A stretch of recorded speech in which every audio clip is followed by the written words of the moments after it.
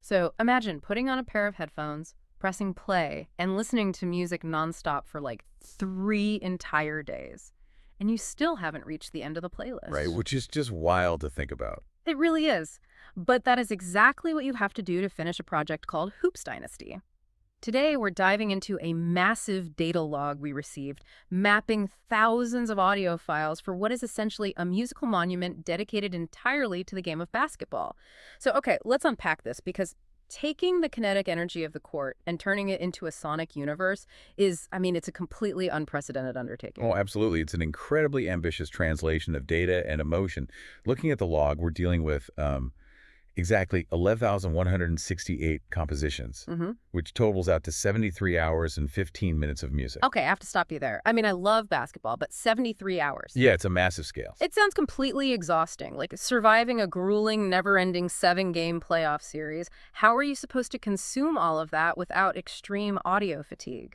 Well, that's the exact problem the creators had to solve. You can't just have, 3 straight days of stadium anthems. Yeah. To prevent that fatigue, they utilized 19 different genres, and they designed the track list almost like a basketball coach designs a playbook. Oh, wow. Yeah, so different tempos and styles are constantly substituted in and out depending on the momentum of the quote-unquote game you're listening to. That makes a lot of sense. And looking at the data, I'm noticing a very deliberate vocal balance used to anchor all those genres. Right. The log lists exactly 512 female solos and 488 male solos. But what really jumps out to me are the 44 massive choir recordings. What's fascinating here is the engineering behind those choirs. You're probably wondering how they get a studio choir to sound like a roaring crowd. Exactly, yeah, because it usually just sounds like a studio room. Right. So instead of just recording people yelling, they layered those 44 choirs using specific reverb delays. They mathematically mimic how sound waves bounce off the concrete and glass of a 20,000-seat arena. Wait, really? Yeah, they essentially manipulated acoustic resonance to give you that chest-rattling sensation of standing right at center court with 20,000 roaring voices around you. Here's where it gets really interesting for me, because it's one thing to make it sound like a large arena, but how do they capture the physical act of playing basketball?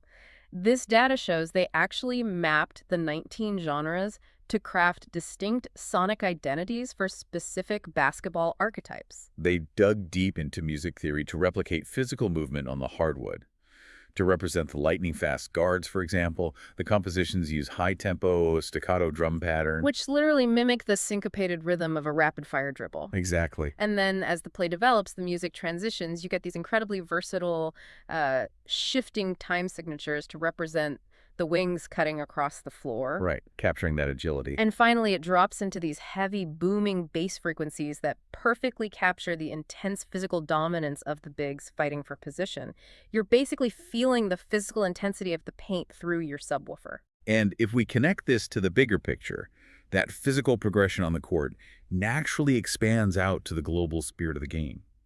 By weaving different cultural instrumentations into those 19 genres, the music intentionally evokes the sacred atmospheres of legendary arenas across the world. Yeah, you can hear the distinct high-stakes tension of the Olympics, and then the track shifts into the sweeping nationalistic pride of the World Cups. It's incredible. It uses those different musical traditions to prove that basketball operates as a universal language. So what does this all mean for you listening right now? Well, it proves that you don't need a ticket, or even a basketball, to feel the pulse of the game. Definitely. This deep dive shows us a shortcut to experiencing sports history through a medium never before utilized at this scale. It takes the raw, athletic emotion of a global phenomenon and deconstructs it into notes and rhythms. It's just a brilliant example of translating human passion into an entirely new format. Which brings up a fun question to leave you with. If a single sport can inspire a sweeping 73-hour musical dynasty, what other everyday human passions or hobbies are waiting to be transformed into their own epic genre-spanning symphonies for you to discover?